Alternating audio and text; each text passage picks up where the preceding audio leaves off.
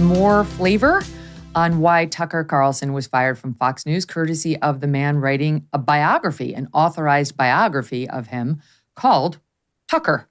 I did not know this was happening, but it's coming out in July. And this man, Chadwick Moore, who has been on Tucker's show in the past, took to Twitter yesterday to say that he has reporting about the real reason Tucker was fired and did not want to wait until July to release it. And it's a reason that we have heard speculated about in the press and that was reportedly relayed to Tucker himself by two board members, or so the reporting on this matter claims.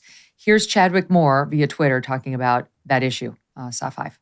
It has now been reported that his firing was a condition demanded by Dominion as part of the settlement with Fox. Although Dominion has denied this, my sources have intimate knowledge of the situation, and they have assured me, even before this news leaked, that that is, in fact, the truth.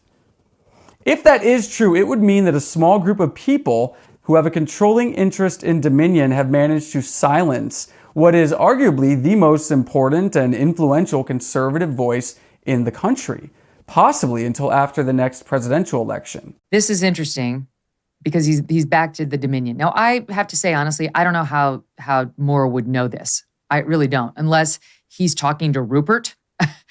Tucker doesn't know this, and Tucker's lawyer doesn't know what the reason is. If this is true, that it was a deal between Fox and Dominion, a very small circle of people would know, and that would be Rupert, presumably Lachlan, Suzanne Scott, and a couple key people on the Dominion side. What are the odds that any one of those people is talking to Chadwick Moore, right? It's very slim. Now, yes, maybe they relayed information to the board and a member of the board is talking to Chadwick. We've already learned that from Tucker. Tucker's already released in one of these news reports that a board member told him, or two told him, that it was due to Dominion. So I'm not sure what to make of his claim, but I will say this. The Dominion denials on this are weak sauce. All my spidey senses are up as a lawyer when I read the way they deny this. And I had Kelly McGuire, my producer, go back and try to find all their denials. What have they said? And these are the two salient ones. First, they said Dominion did not insist on Fox firing Tucker as part of the settlement. We did not insist on it. That's not enough. That's too narrow a sliver. That's too narrow a sliver. Then the second one was a little bit wider, and they said Dominion made no demands about Tucker's employment. Now, listen, if you are being accused of making this a deal term, wouldn't you come out and say, it's not a deal term? It was never discussed. The whole thing's absurd. Why would you say, I never insisted on it? I never demanded it. Well, was it a deal term or wasn't it? These are my questions. Was it a deal term? Was it offered? Did you agree? Did someone else suggest it other than Dominion? Was it discussed with anyone at all? What was the outcome of that? All those questions are left unanswered by these weird, very finely crafted denials by Dominion. And these are not dumb lawyers. They just won $800 million from Fox in a settlement. So they know how to do a sweeping denial, and they're not doing it. So that is the one thing that would lead me to say maybe they really are on to that, plus the fact that right after they settled, the week after, he was fired. So the timing certainly would favor an interpretation like this. What do you gals make of this, that the possibility that he was a casualty of that settlement? Okay, Megyn, I have questions back for you. I didn't know where you were going with Chadwick Moore, but the thing I do think was interesting about it is, okay, it may or may not be true, but it's definitely what Tucker wants people to think, because this is his authorized biographer who and Tucker tweeted he's talking to, and all of a sudden the book is getting rushed to press. There are other people working on not authorized Tucker biographies. So, okay, Tucker wants people to think he was fired because of Dominion. I'm curious, what is the advantage? Let's say he was fired because of Dominion. What is the advantage to Dominion of getting Tucker as a scalp, but not having anyone know about it? Well, they silenced him. There was a report via OMG, James O'Keefe's new news outlet. And he reported last week with, I have to say, we didn't go with this because it's a producer none of us had ever heard of. And half my team is from Fox. I'm from Fox. None of us knew this guy, but this guy did raise one point that I was like, well, that's interesting.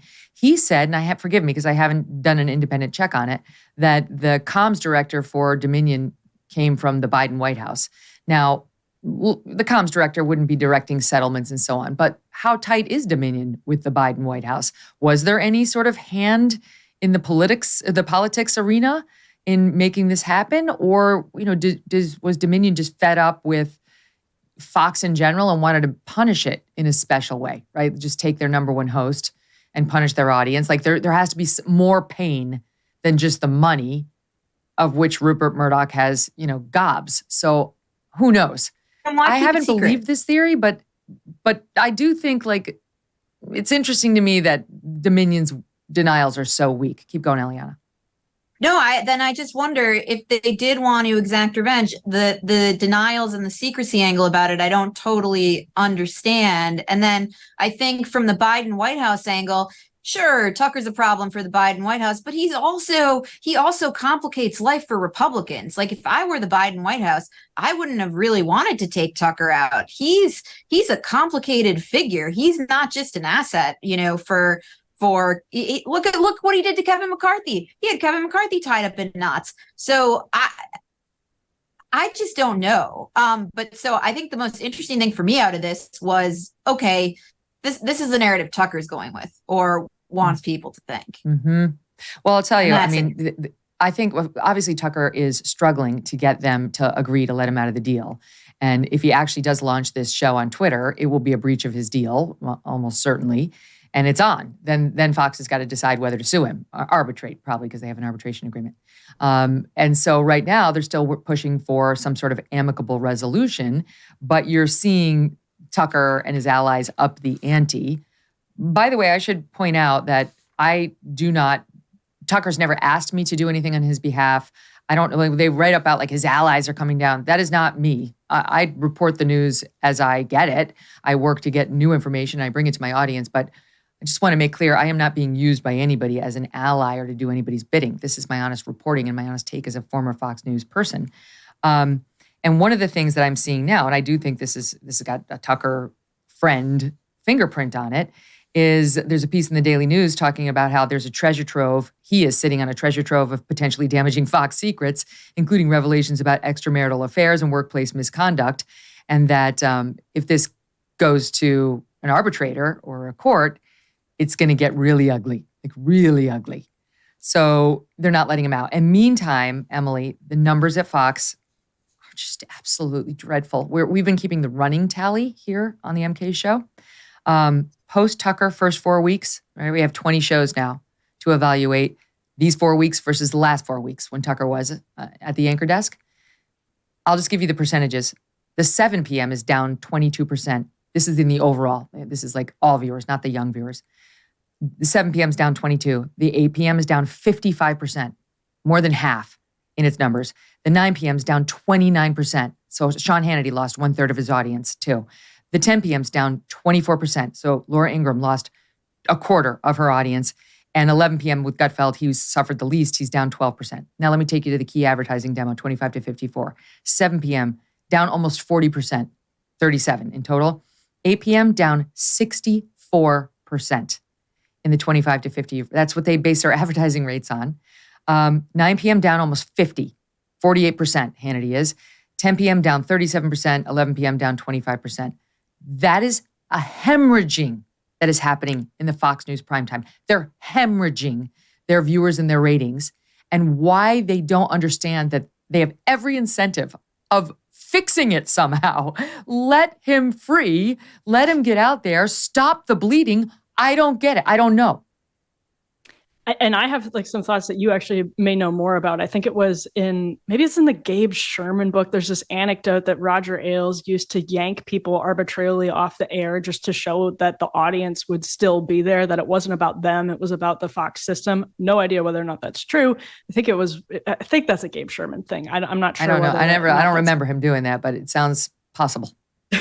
say it's interesting because with Tucker, and I think you do generally see that when people are out, there's maybe a small dip in ratings, but this is unlike anything else. And I think that speaks to how little Fox understood what it had on its hands with Tucker Carlson. I think they didn't understand what he meant to the conservative movement and to people who are just curious about politics and interested in it, sort of like across the spectrum. They had pretty big viewership from Democrats and independents too. And I just don't think that they understood what an asset they had. Now that it's spring, it's time to get outside and enjoy your backyard. But does your backyard need a makeover just in time for summer? Start with the perfect centerpiece, a Michael Phelps Swim Spa by Master Spas. A Michael Phelps Swim Spa can transform your backyard into an oasis. The swim spa is an alternative to a pool with the therapy of a hot tub. Michael Phelps Swim Spas have a water current so you can swim, you can do aquatic exercises, and have fun with the kids. And because it's heated, you can choose your perfect water temperature and use it all year long in any climate. Michael Phelps Swim Spas by Master Spas come in a variety of sizes to complement almost any yard, even if it's a small one. And this is not a long, intimidating project. In fact, delivery and installation can take less than a day once your space is ready. Michael Phelps Swim Spas are 100% made in the USA by Master Spas, the world's largest swim spa manufacturer. You will love your Michael Phelps Swim Spa by Master Spas. Go to masterspas.com, put in the promo code MK, and that's going to save you $1,000 on a Michael Phelps Swim Spa or $500 on a Master Spas hot tub. That's masterspas.com, promo code MK. Hey, thanks so much for watching. If you like what you just saw, hit the subscribe button for more clips and full episodes.